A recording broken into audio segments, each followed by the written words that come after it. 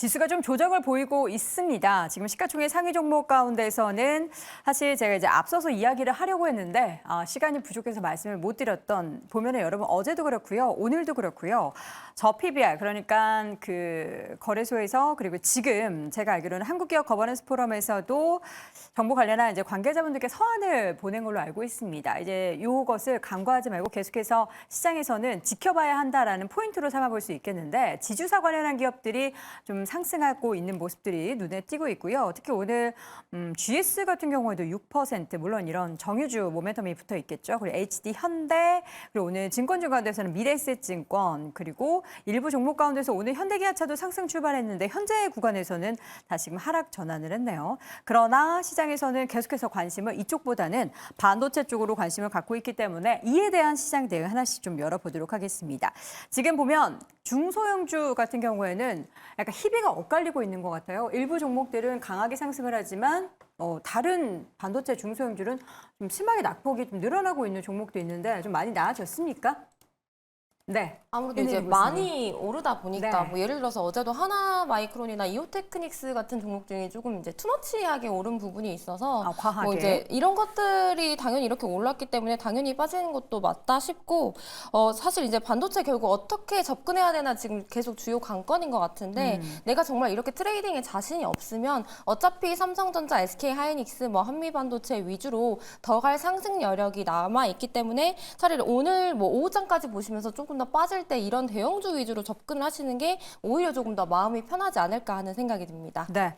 앞서서도 이제 오후장에는 뭔가 분위기가 달라질 수 있다라는 기대감이 왜 이렇게 생기는지 모르겠는데 초반에는 이렇게 약하더라도 오후장 반도체 종목들 지금 저가 매수하는 그런 수급들이 유입돼서 돌아설까 하는 기대감 어떻게 가져볼 수 있을까요? 일단 지금 외국인들의 오늘 매매 동향이 그동안 반도체는 조금 뭐 시장 상황과 상관없이 그래도 거칠게 사는 모습이었는데 오늘은 전혀 그렇지 않죠. 그래서 매도 금액이 물론 크지 않으니까 다시 매수가 유입될 거라고 생각하지만 오후장이 아니더라도 어차피 지금 반도체가 돌고 있는 상황이기 때문에 저는 이걸 뭐 그렇게 크게 우려할 필요는 없지 않느냐. 반도체에 대해서는 여전히 우리가 긍정적인 시각을 가져가야 되는데 다만 주의할 것은 여러 가지 긍정적인 요소를 고려하더라도 비싸 보이는 종목들 있잖아요. 네. 그러니까 한미반도체나 이오테크닉스나 하나마이크론이나 이런 종목군들을 우리가 과연 조금 조정받는다고 해서 자신감 있게 살 수 있을까 쉽지 않거든요. 네. 왜냐하면 뭐 여전히 좋은 종목이고 독자적 기술도 갖고 있고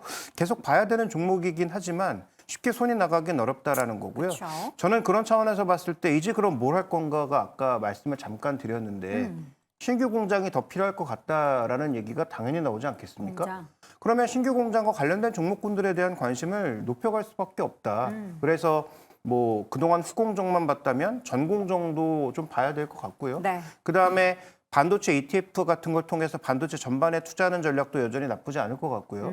그다음에 지금 뭐 반도체 인프라와 관련된 종목군들을 한번 폭넓게 관심을 가지고 살펴보시는 것도 네. 도움이 되지 않을까 이렇게 보고 있어서 반도체에 대해서는 전혀 급할 것 없이 다만 종목의 순서만 조금 다를 뿐이지 전체적인 상승이 나타날 개연성이 높다라고 보고 있어서 네. 이제는 신규 공장 관련된 종목군들의 관심을 가져보는 것 필요하지 않을까 이렇게 보고 있습니다. 네, 반도체 관련한 중소형주 소부장단에서는 여러 가지 그 키워드별로 종목군이 좀 이렇게 묶여 있는 경향이 있죠. 최근에 며칠 사이에는 뭐 유리기판 관련해서 종목들이 묶여서 오늘도 보니까 뭐 피롭틱스의 주가가 여전히 급등을 하고 있는데, 그러니까 순서를 그러니까 박자를 맞추는 게 너무 어려운 것 같아요. 지금 근데 삼성전자 실적을 딱 보시면은 네. 레거시 반도체가 좋다라고 이야기를 하고 있는 거고 그 부분에 있어서 집중을 하시면서 투자를 하시는 분들 그리고는 혹시 뭐 지난번에 CXL도 그랬고요. 지금 뭐 유리기판도 그렇고 테마주 매매에 집중하시는 분들 좀 나뉜다라고 보실 수 있습니다.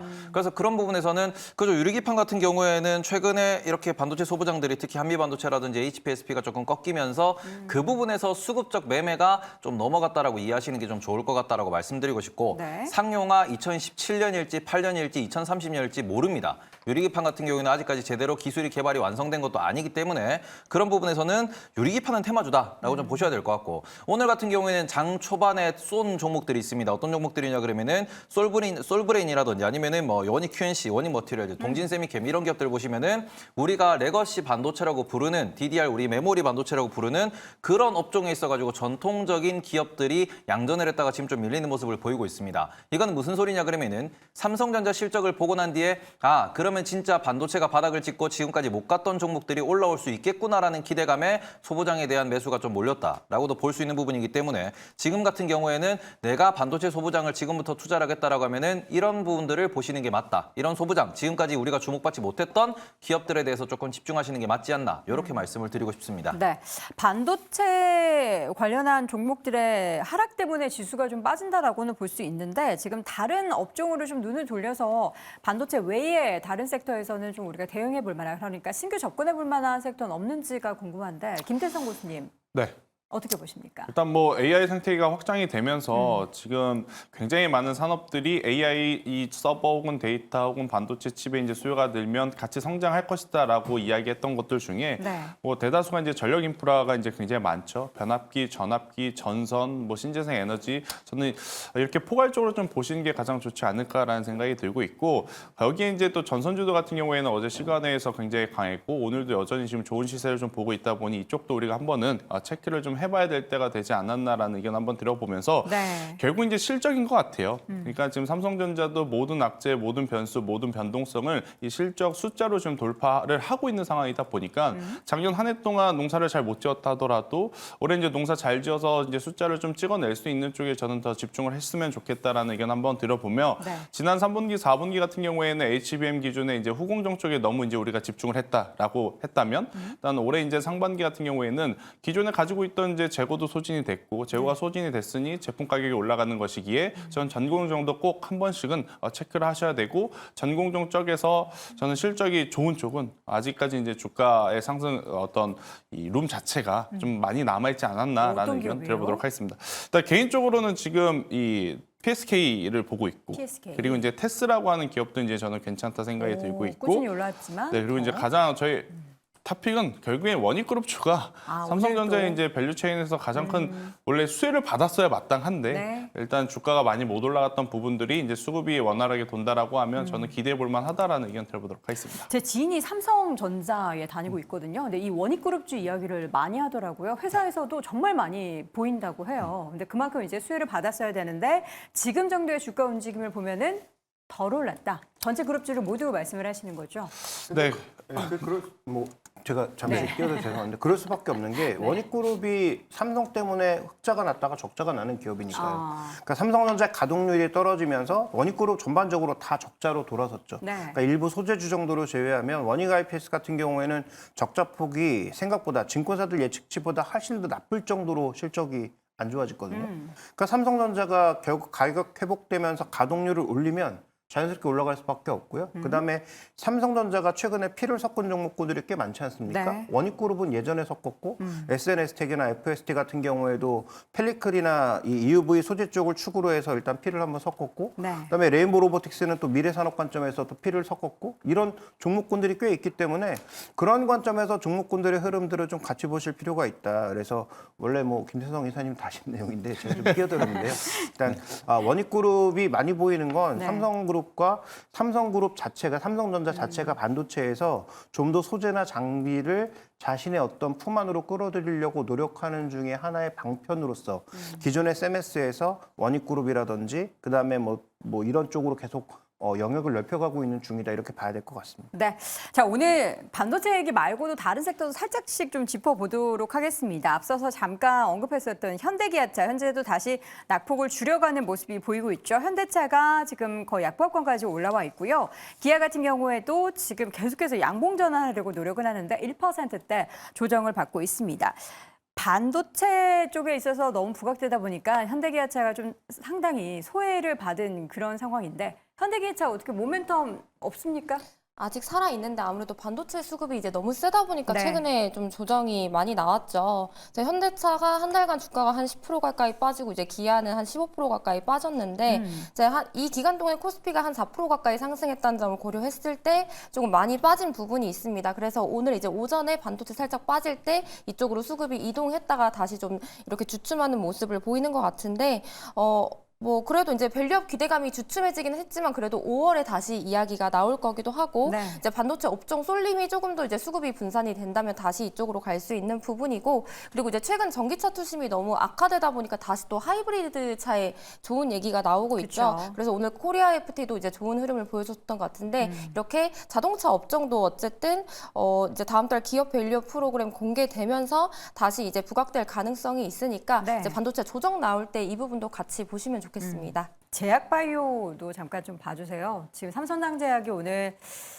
또 급락을 나타내고 있죠. 9%대. 어제도 장중에 변동성이 굉장히 심했던 걸로 아는데 지금 거의 다시 제자리를 찾고 있습니다.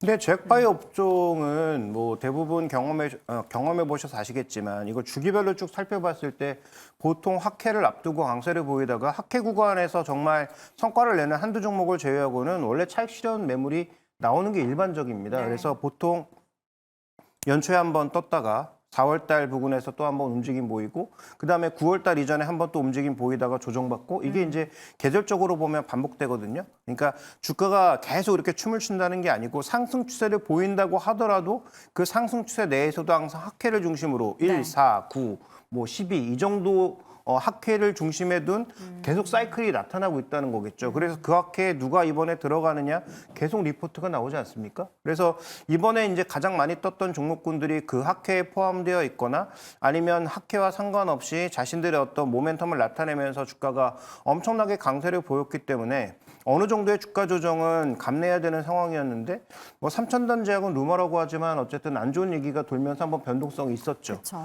그러면 이 종목이 지금 실적이 따라왔다기보다는 모멘텀이 지금 주가를 끌어간 것인데 네. 이게 설사 사실이 아니라고 하더라도 이런 식의 기술적 조정이 커져버리면 사람들의 심리가 당연히 흔들릴 수밖에 없죠. 그래서 이럴 때 장기 투자하시는 분들은 뭐 일봉 같은 거 보시면 안 되고 주봉이나 월봉으로 기간을 넓혀서 정말 의미 있는 조정이 나타나고 그 조정 자체가 전체 추세를 깨는가를 보셔야 되는 게 포인트고요. 단기 매매를 하시는 분들은 당연히 그 단기 흐름에 맞는 대응을 하셔야 되겠죠.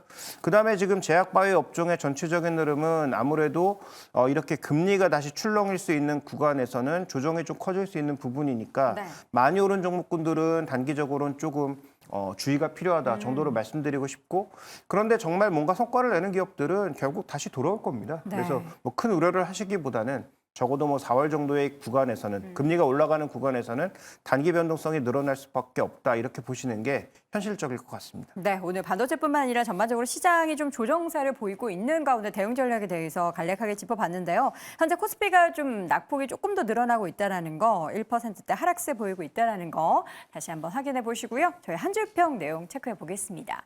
김정일 고수입니다. 주도주는 안 바뀌고 쉬어가면 더 간다. 윤혜린 고수. 김태선 고수는 조정 시 매수 기회, 윤혜린 고수도 조정은 매수 찬스다. 분할로 접근해보자. 태보 고수, 오늘은 이거다.